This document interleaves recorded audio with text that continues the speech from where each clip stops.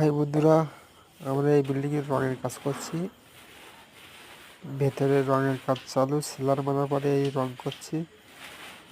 ভেতরে weather coat, তারপরে plastic pan রং করছি। আমরা এভাবেই কাজ করি। এই বিল্ডিংটা 3 দিন ধরে কাজ করছি। ভেতরে 1 কোট রং কাজ চালু।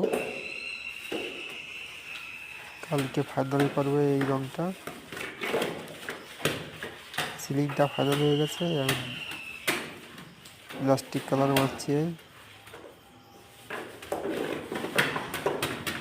আমাদের পেন্টার ভাইরাই কাজ করছে, দেখেন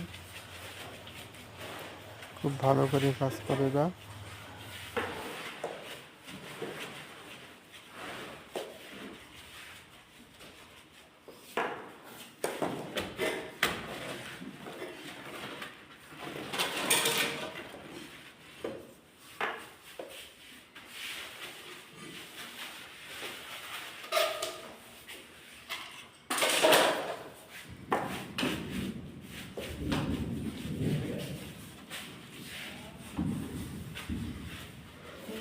এখন যাবে না।